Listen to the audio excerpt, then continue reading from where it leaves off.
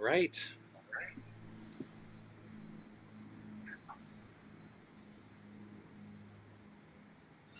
Thank you all for joining us today. Welcome, everybody.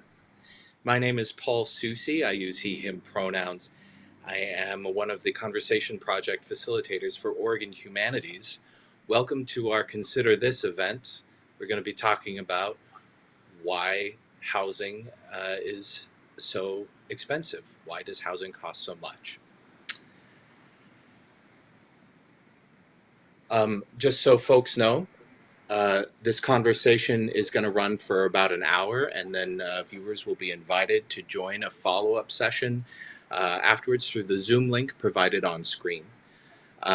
This event, the Consider This event, is made possible thanks to the support of the National Endowment for the Humanities, the Oregon Cultural Trust, Northwest Natural Gas, Tonkintorp LLP, Stoll Reeves LLP, the Mellon Foundation, the Kinsman Foundation, and the City of Portland's We Are Better Together program.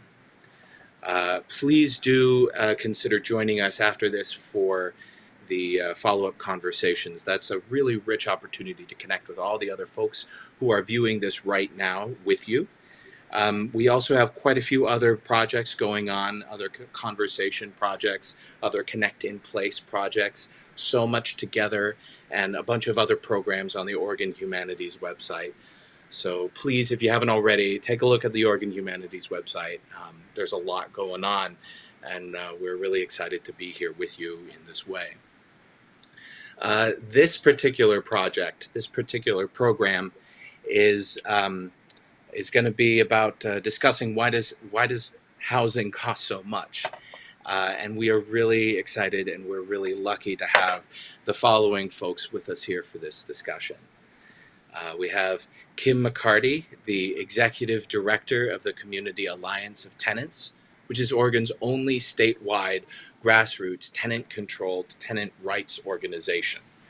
Her career includes community organizing, contract management, and policy development.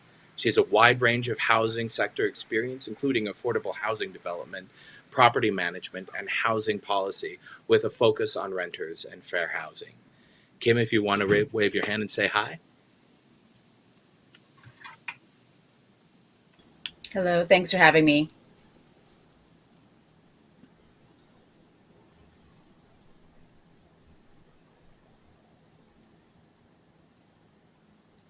Glad to be here. My apologies, folks. I am experiencing just a little bit of technical difficulties on my end of things. Stand by for just 1 second.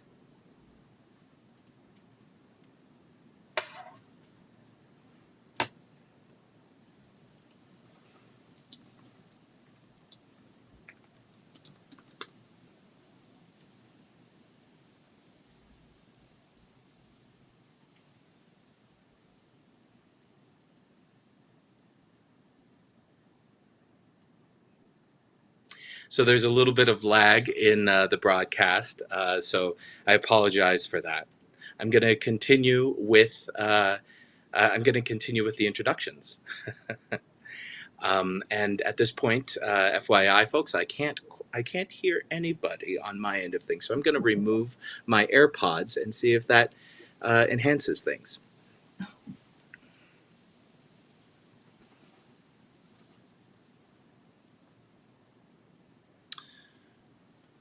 Just a little quick check. Can folks still hear me? Great. Awesome. Moving forward with the introductions, we have Lorelei Juntanen. She is a partner and vice president of operations at Eco Northwest, which is an independent economic consulting firm.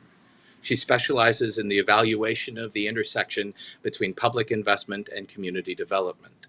Her recent projects have identified creative approaches to investment in redevelopment and affordable housing for local governments.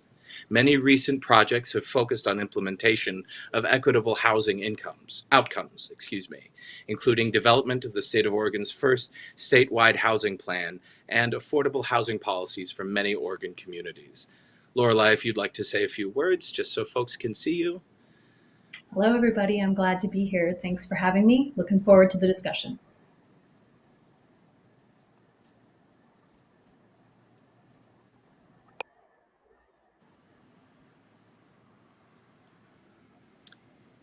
And just a note for our audio tech folks, I still do not have a connection to our audio at this time. So this is fun. This is fun. The last person, but not least, on our panel is Eli Spivak. He has been developing affordable housing communities in Oregon for over 20 years, starting as a volunteer construction supervisor with Habitat for Humanity. In 2006, he launched Orange Splot LLC to build new models of community-oriented, affordable green housing development, ideally all within an easy bike ride of his house. Eli was awarded a Loeb Fellowship in Advanced Environmental Studies at the Harvard GSD. He co-founded AccessoryDwellings.org, and he co-founded Portland for Everyone, and he now chairs Portland's Planning and Sustainability Commission. You can read more about his work in Portland's Cully neighborhood in an Oregon Humanities story that is linked on the website. Thanks so much. I can't wait till the conversation begins. And I hope you get your audio.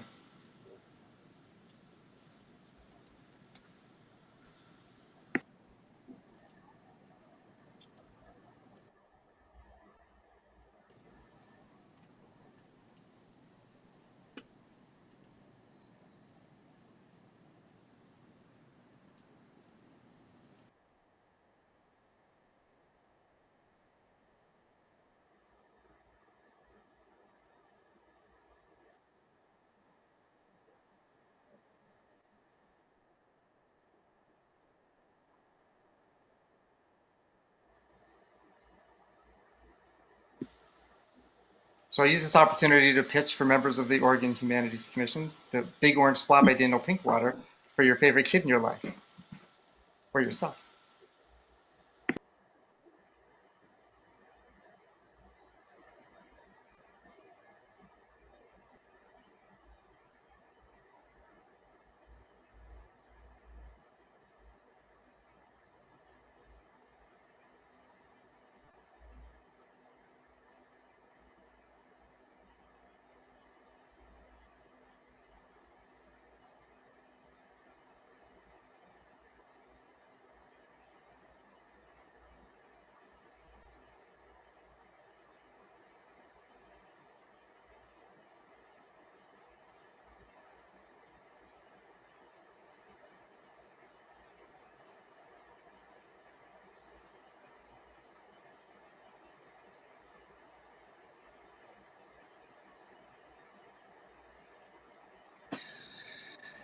Hello.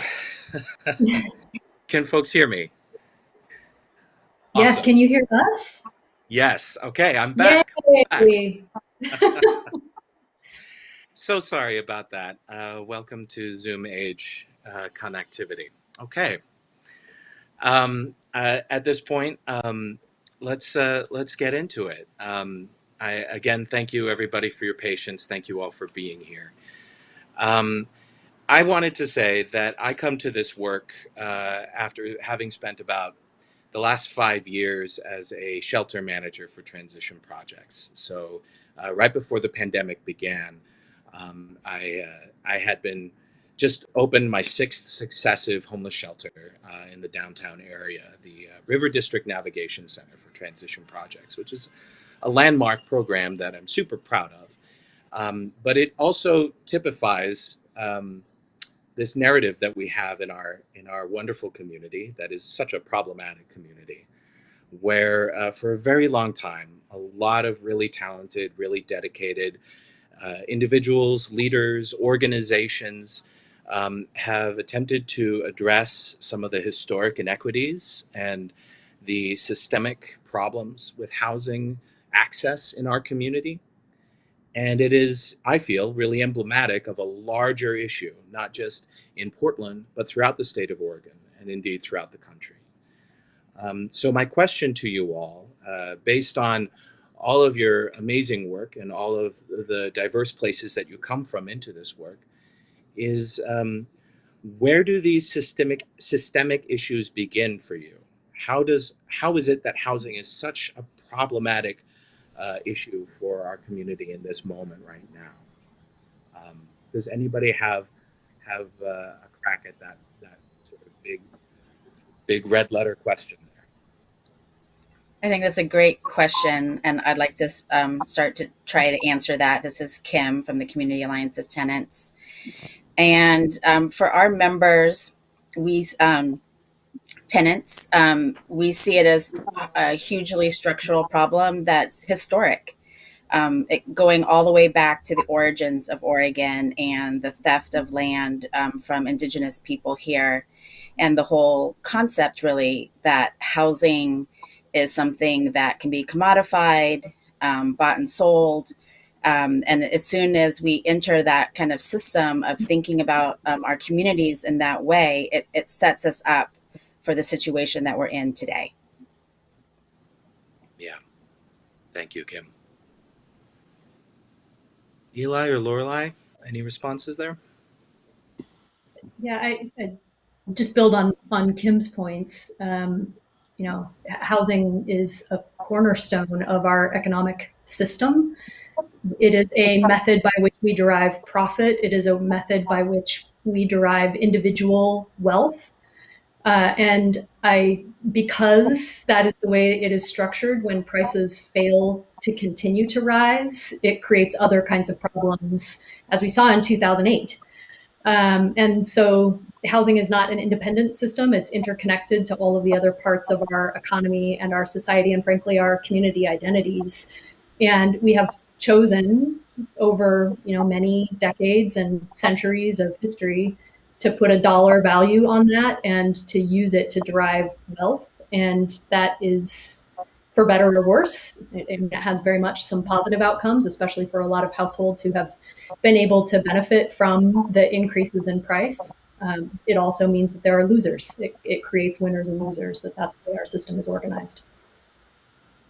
That's right. Thank you. I'll agree with that and say that it builds wealth and it also leaves people out, and it has been deliberately set up that way in many parts of the country, including in Portland, where I live. So once the housing market was commodified, then it was the rules placed upon it, which includes zoning and building codes, have made housing available to some and not for others. And sometimes that's been explicitly done.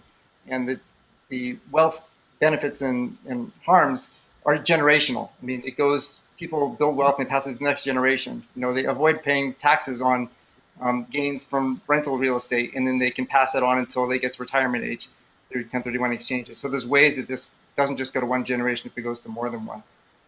And then beyond that, we've set up some rules that don't necessarily get the housing in the places where we most need it.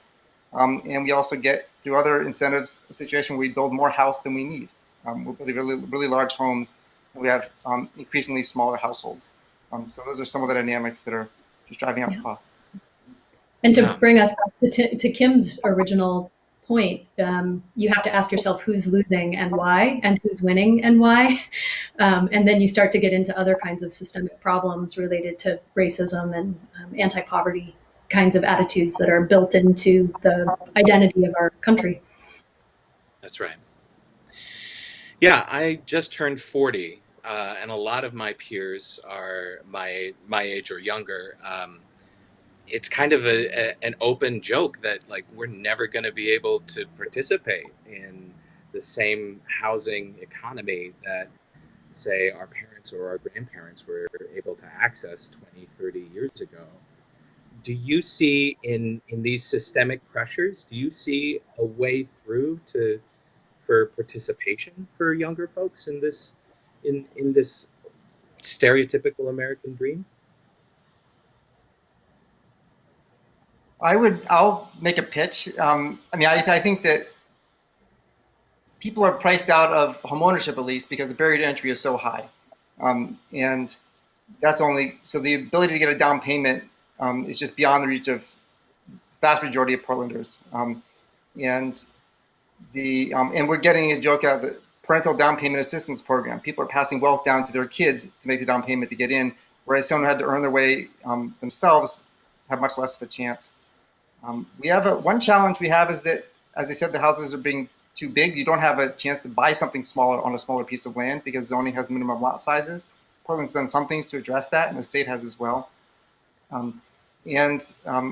We lack homeownership support programs for people trying to get in the first stage of the market. And then for rental housing, you have some similar dynamics where you've got I worked a long time with Dignity Village, and people are just building their own thing. It's much less expensive to do that. Once you get into a building which has to be maintained and hire staff to manage it, and property management companies, you've got additional costs that can make it, even if you're just paying operational costs of the building, it can be out of reach for many residents. And we don't have a good enough safety net to help cover those costs. Mm-hmm. We also just don't have enough housing. In Portland and really, frankly, all up and down the West Coast, we've chronically undersupplied our housing market for a variety of reasons that I'm sure we'll get into over the course of the next 40 minutes or so. But because we have not built enough housing, we can't welcome new people into the housing market. There's not space. And when you've created scarcity, prices go up. So that chronic undersupply, which is really prevalent across all price points. We don't have enough of any kind of housing, but we especially don't have enough affordable housing, means that those with the least amount of resources are not able to access any kind of housing, whether it's rental or for sale. So another part of the solution, in addition to all of the sort of programmatic and financial support options that Eli just talked about, another part of the solution is just to find ways to build more housing. When you ask the question, can it change? The housing market has always been changing. There's always been a policy initiative that makes it possible for people to enter into home ownership. If we're talking about like what the benefits that veterans had to help them buy homes, if we're talking about zoning policy that made it possible to move out into the suburbs, or transportation policy that built the freeways to make it possible to expand, and then current policy initiatives to look at how can we increase density back in our core communities. Yeah, thank you for that. I wonder if there are aspects of housing in the Portland area that feel unique, given those details that you've each touched upon about some of the historic stuff and some of the programmatic, um, some of the initiatives that have come up in recent years, and some of the recent politics. Are there aspects of the Portland issue with housing that feel unique to this time and place? But Oregon has a unique land use planning system in the whole nation, and I think it's actually an open question, the degree to which and the manner in which the land use planning system has contributed to the lack of supply.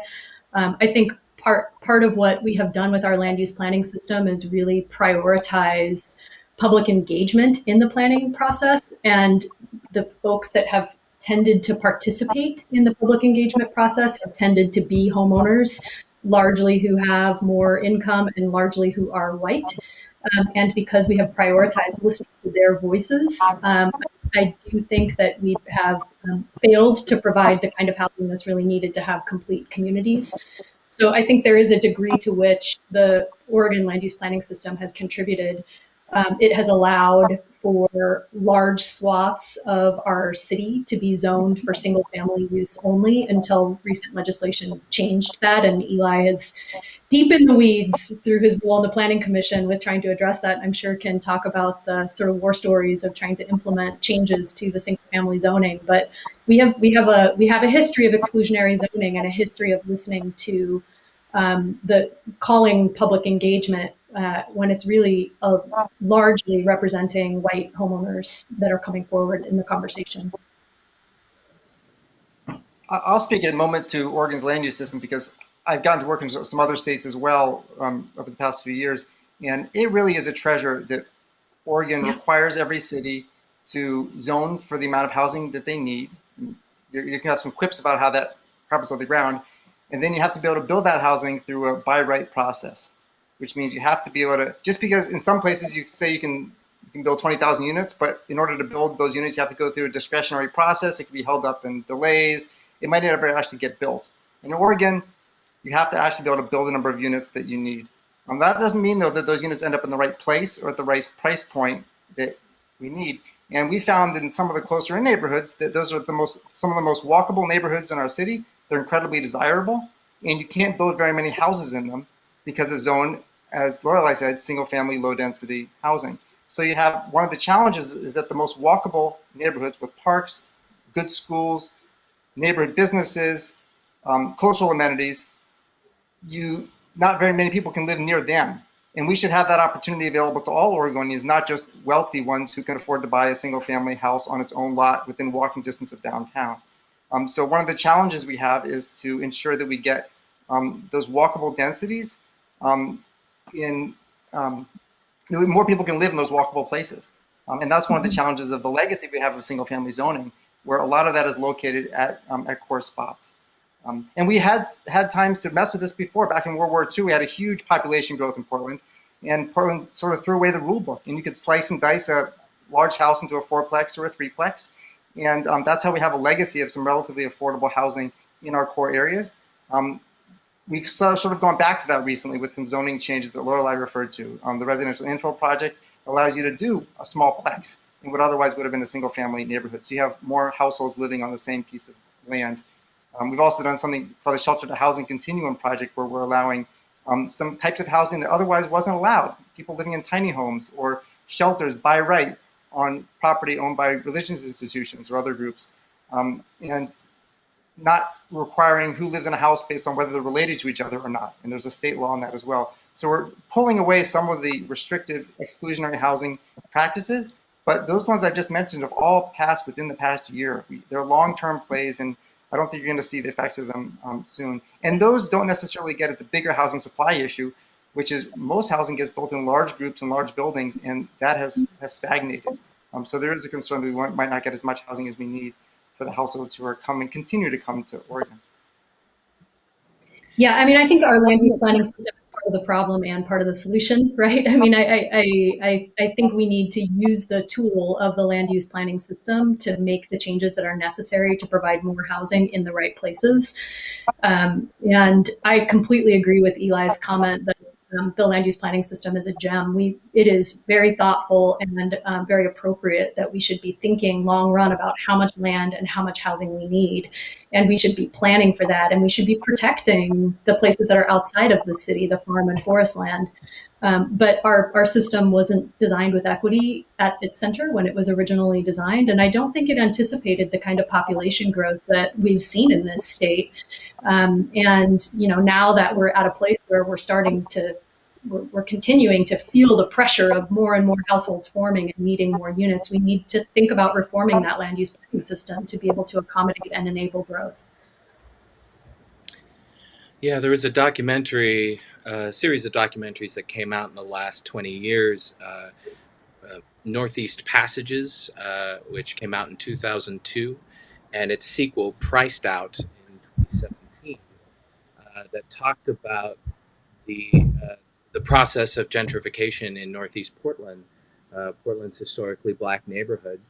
And it actually followed a black homeowner in North Portland who was initially very happy about the process of gentrification in North Portland, and feeling as though the neighborhood would be cleaned up, crime would go down, property values would go up, a social life, a livable city would be realized as a part of this gentrification process.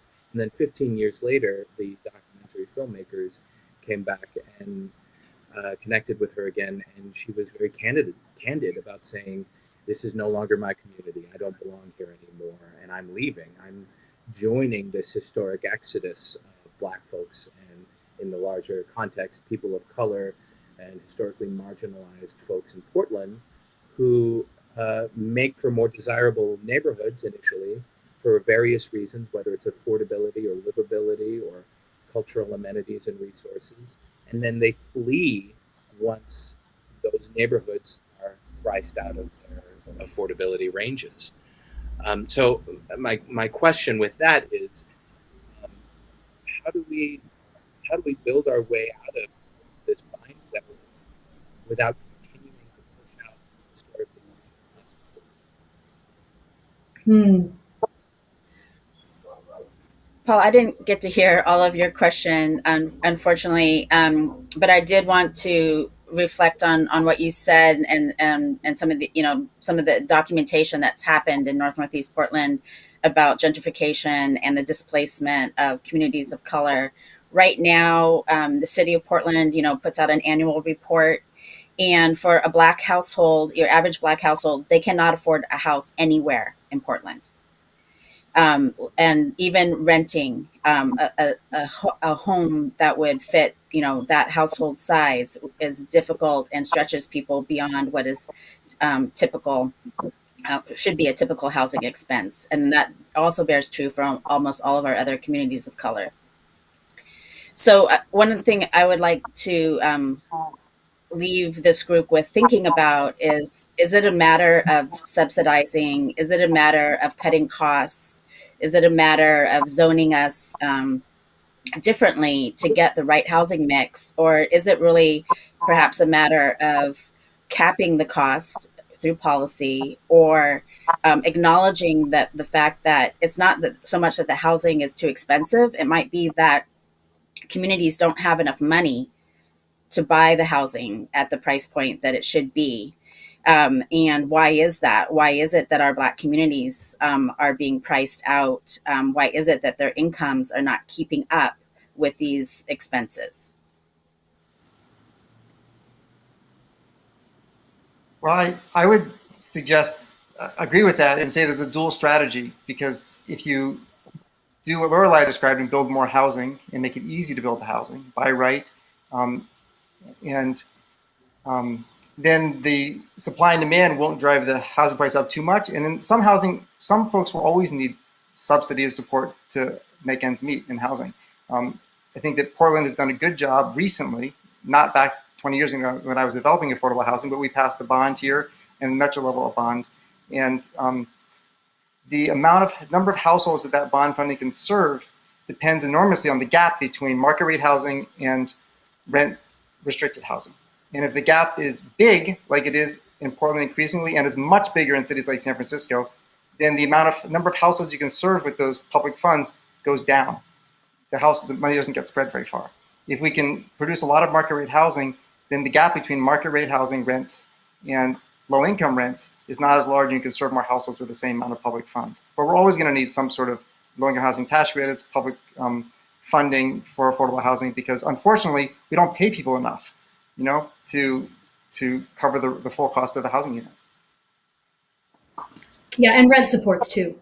I mean, I think that just getting money directly into the hands of the people who need it is oftentimes one of the most powerful ways to help to get people into housing, because it saves the time of having to actually build it. It gives them the choice about where they want to locate, and can help to, I think, just move things more quickly through.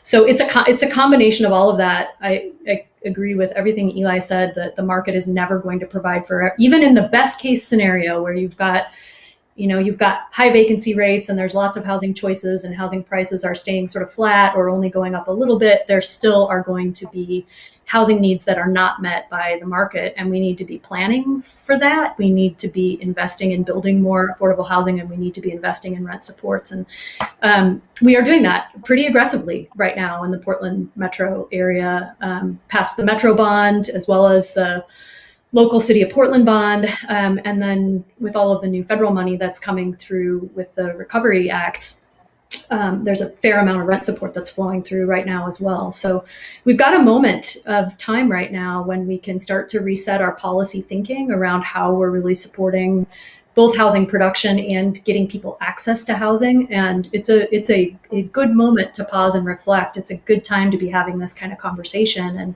be thinking about where is the most effective way to get the money deployed so that we can get the largest number of people and the people who need it the most into units. Yeah. A lot of folks RSVP'd for this event and sent in a lot of questions. And Lorelei, your comment really makes me think about a common theme in these questions is what can I do? An average person, whether I'm renting or I'm a homeowner in the Portland area or in Oregon, what can I do to grapple with this huge amorphous abstract problem about affordable housing. What is a day-to-day, folks are looking for a day-to-day solution, a day-to-day approach to the evidence all around us that housing isn't working right now, whether it's housing being incredibly out of reach for our children or for our peers, or whether it's encampments on so many street corners in the Portland area and in so many urban areas all up and down the I-5 corridor. What are some day-to-day things that you would orient our audience towards in considering this problem? Kim, I feel like one you pitch. want to back at this. Yeah, I love this moment Go when ahead. everybody's talking. We all want to say something. I think we need to reorient our cultural expectations about what a home means and what community means. That might be one approach. And Eli, talked about, the huge houses, and is that really necessary, and the impact that has. If you look at the houses in Portland, historically, how many people actually lived in those homes? Today, it might be a 2, maybe 4-person household, but really, historically, those homes were probably designed for 10 or more people. And so it's different concepts of density, sharing. When we look at the homeless community,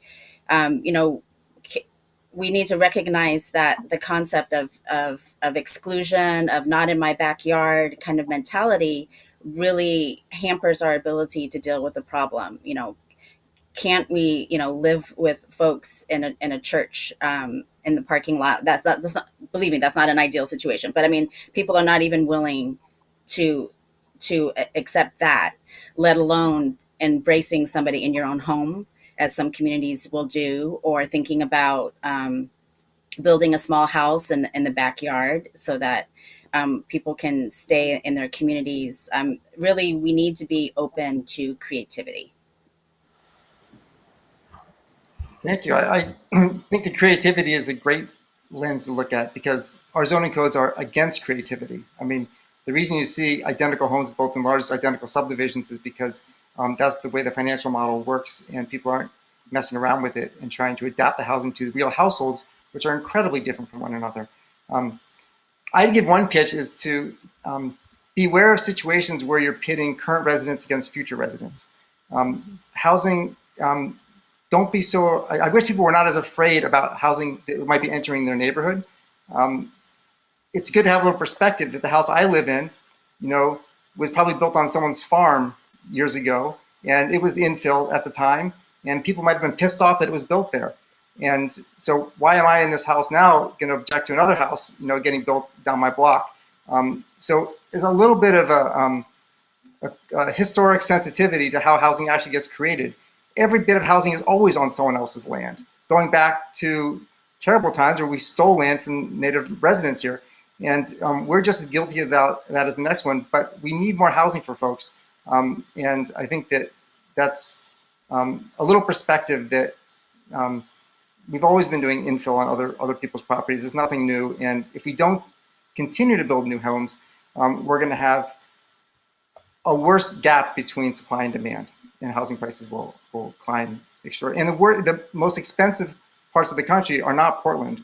The most expensive parts of the country are like Los Angeles, New York, maybe New York City, the Bay Area, where you got this really low density of housing, and prices gone much higher than they have in Portland. And we need to guard against that future for us. Yeah, this is a community identity question. We should be looking for opportunities to welcome new neighbors into our neighborhoods instead of looking for reasons to be afraid of new development. And that's particularly true for housing that's affordable and rent restricted. And then just one more very practical, very easy thing. There are so many great nonprofits that are doing excellent work with street outreach and other kinds of housing related work. I won't plug any specific one, but maybe Kim wants to. I was trying to kick it to you at the very beginning to make a plug. But giving money is a really good way to help to help some of our neighbors that are in need. Thank you for that. Yeah. That belonging question, Eli, you touched on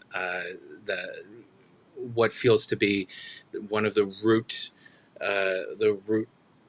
pathologies in our community, the fact that we're all on stolen land.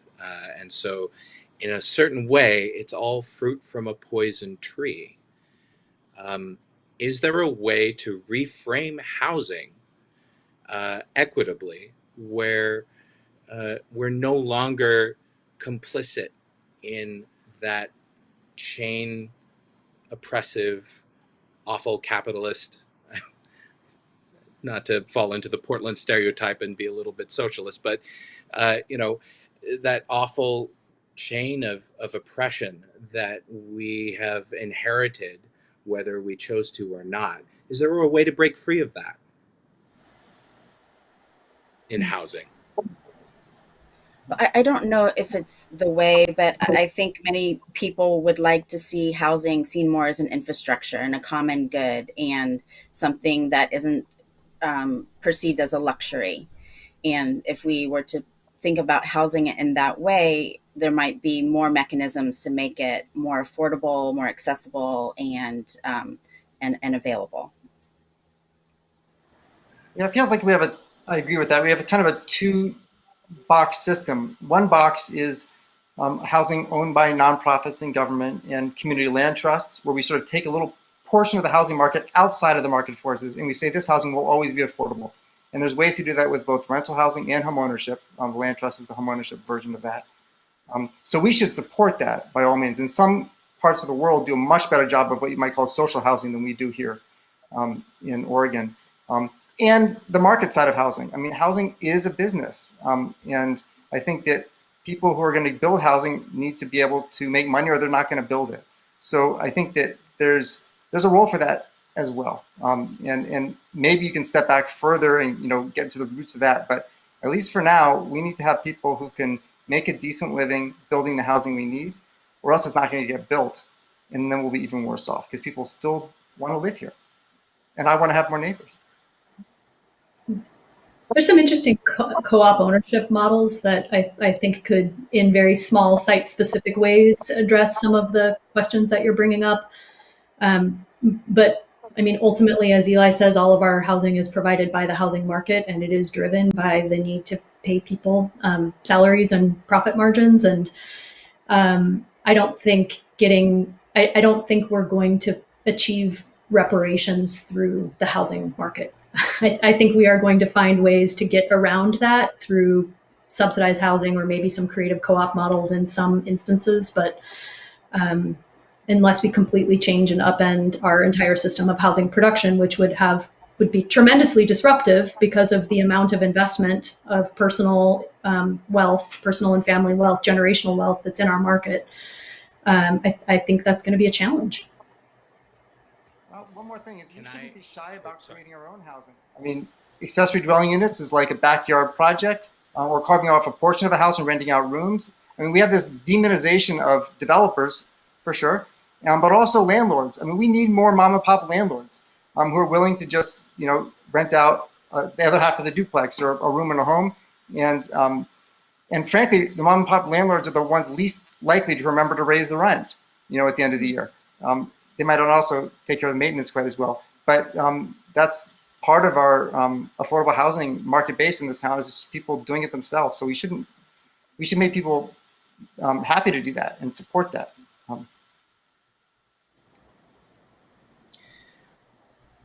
I'm going to ask a question that may be a little too personal, so don't feel obligated to answer this directly.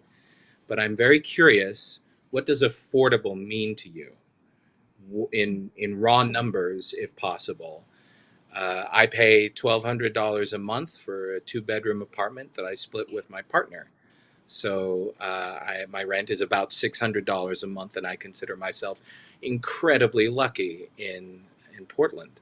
And my life as an artist and as an educator wouldn't be possible if I didn't have this basically subsidized housing opportunity that affords me stable shelter. And I'm curious if anybody is willing to share, what does affordable mean to you, and what should it be to be more affordable in real terms? I do a lot of housing analysis. That is my job, and my role is to think about exactly that question. What does affordable mean? And there are general rules of thumbs that are typically used in these kind of analyses, and it's paying no more than 30% of your gross income to your housing cost. And we know that especially renters, many of them are spending much more than 30%, and in fact, much more than 50% of their income. So I think that's a pretty good rule of thumb. I mean, for me personally, I own my own home, and have had a mortgage for a number of years, and am incredibly privileged to be in a position where I am fairly certain that I am paying less than 30% of my. That was not the case at the beginning, but at this point, I think my housing would be considered affordable.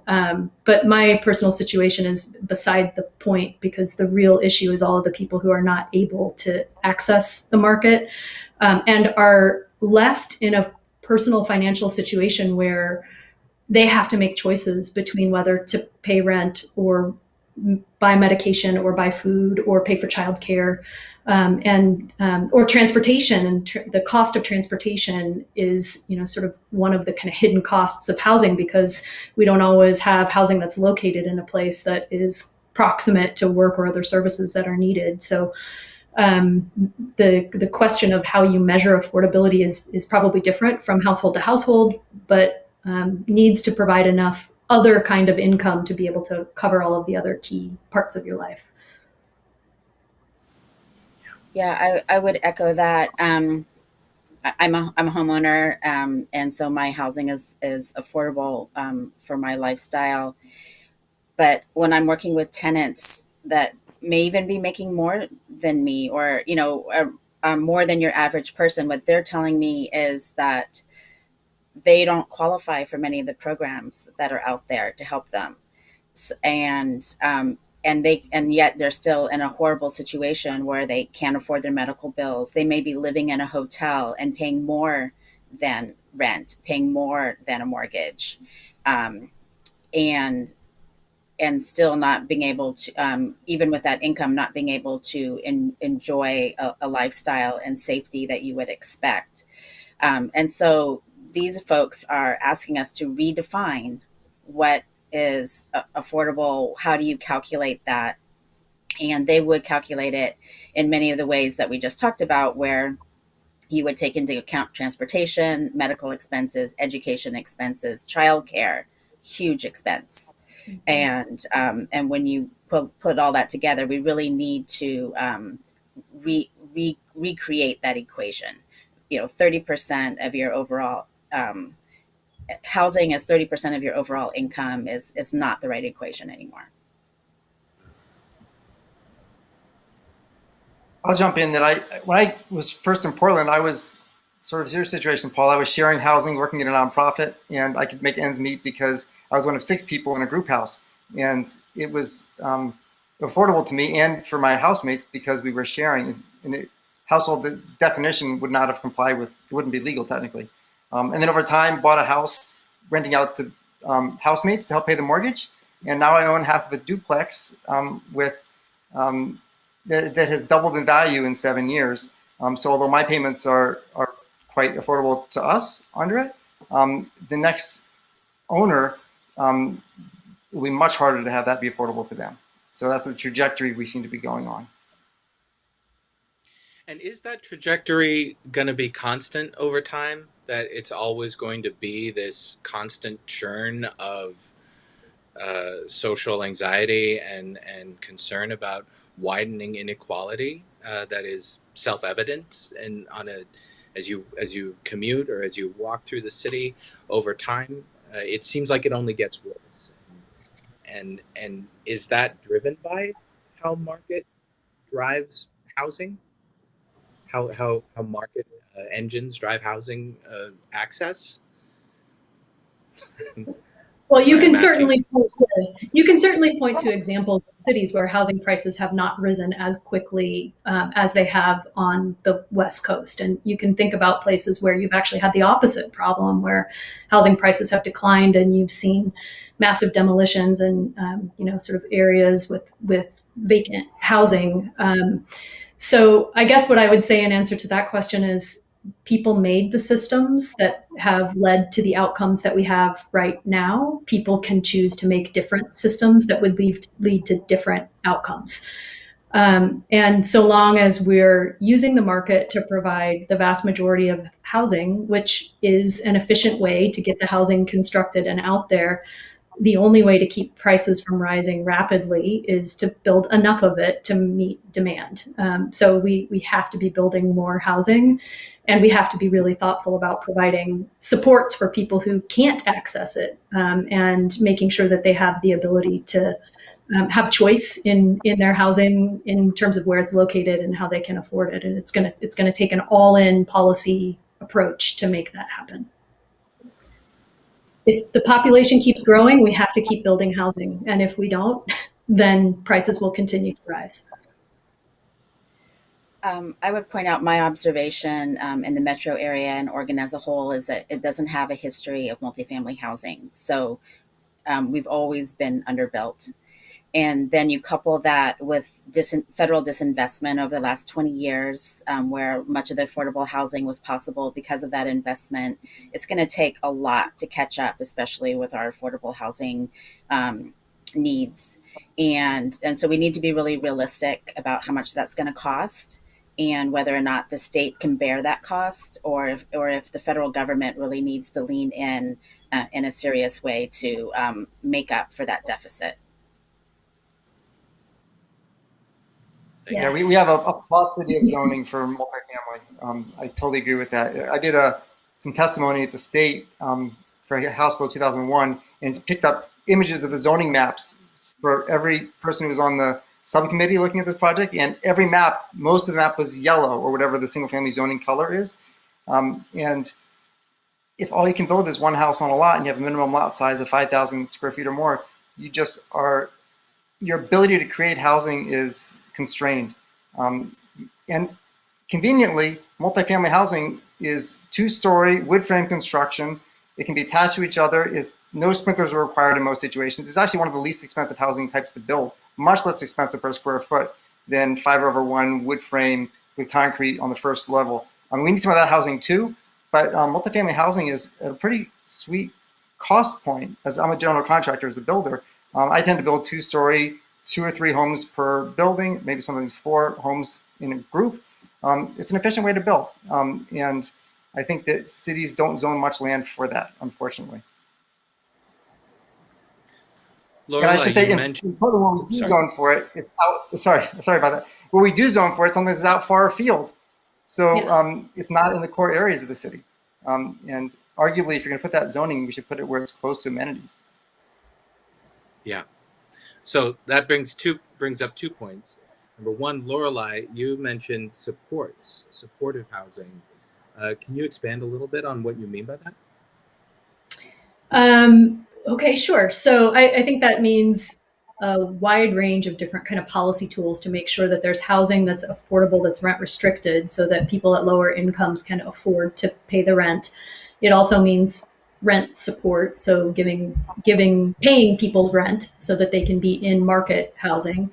And I think it also means sort of the wide range of other kinds of supportive services, wraparound services, healthcare, mental health, those kinds of services that are necessary to help people to maintain stable housing, especially if they don't have other kinds of support networks available to them.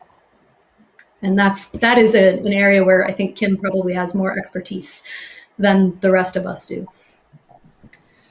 Well, I'd like to kind of go back to one of your earlier questions about, how does this system treat people? And I'll point out that for most tenants in Oregon, it treats us very badly.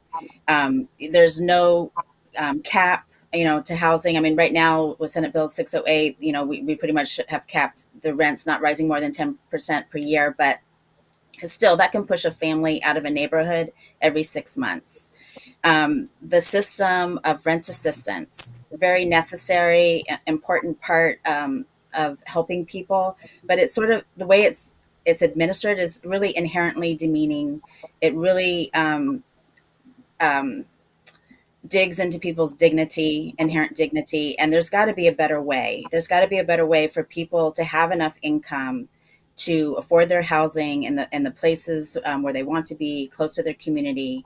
And and I would think that from this public health emergency that we've all just lived through, we can see that things didn't fall apart when we canceled the rent, when we put off, made forbearances on mortgages, when we said you can put off paying the rent for a number of months. The market, yes, has been very harmed, but it hasn't fallen apart. And we have been able to find the resource to help people pay back that rent. And so it makes me think, couldn't we in the future replicate what we've gone through, acknowledge that people need a certain level of income to afford their housing, and do something that's more akin to universal income versus making people go through a process where they have to, a very undignified process where they have to verify their income and, verify that they're worthy of this help. Yeah. Thank you, Kim. I'm noting the time in our last 7 minutes together. I did want to ask, and sort of to piggyback on Kim's point there, about communities being connected to where they want to be. Eli, you referenced that there's a lot of development happens in inopportune places based on where communities want or need to be. Is that purely a transportation issue? Is that a proximity issue? Is that a bureaucratic / governmental support issue for how communities can locate themselves physically where they want or need to be? I guess when I share that, there's a couple ways to go with that. One is just straight economics. If you've got a house in a closer neighborhood and there's a bidding war for it between people who are moving to Portland from a more expensive market, Washington, D.C. or L.A., then they're going to outbid someone who's maybe lived in Portland for a long time. And that person who was hoping to live there is now going to have to move further afield. That's one of the ways this geographic gentrification happens. People get pushed out further to where housing is less expensive. And then the other dynamic is people living where the people who are like, where they have cultural ties to the location where they live for a long time, maybe for generations. And that's aggravated by the sort of displacement I just mentioned, where you have people coming in with new resources or and displacing those who maybe lived in that same neighborhood for a long time. But I don't know if I've answered any questions with that. That's I think that to the first item, there are some neighborhoods where the longest standing residents are pretty affluent, pretty white, and have a lot of land per house. And that's sort of using up a lot of the space in some of our highest amenity portions of the city that could probably be shared with additional residents. So that's one place where that shows up, where it is, it becomes exclusionary based on who's there first.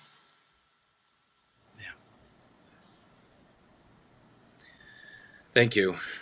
Thank you all for going with me in my strange, pedantic meanderings in how I'm posing these questions. It's been a long school year as we've been teaching online this whole time, and so I'm afraid that my questioning skills are maybe not as direct as I had hoped for them to be, given our internet technology challenges. But I do really appreciate everybody's authenticity and honesty and the care that you each are demonstrating in this work. I really, really appreciate you all for your insights on all of this. I want to give an opportunity for folks to share any final thoughts or final reflections on this conversation as we transition to the audience getting to join in conversations of their own in the Zoom link.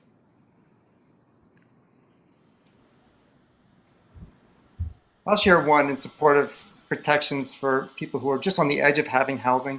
I mean, I'm thrilled that we, over the last few years, have added some protections for people who are like relocation assistance, mandatory by the landlord, and additional notice, 60 days and 90 days for people when they're going to lose their housing.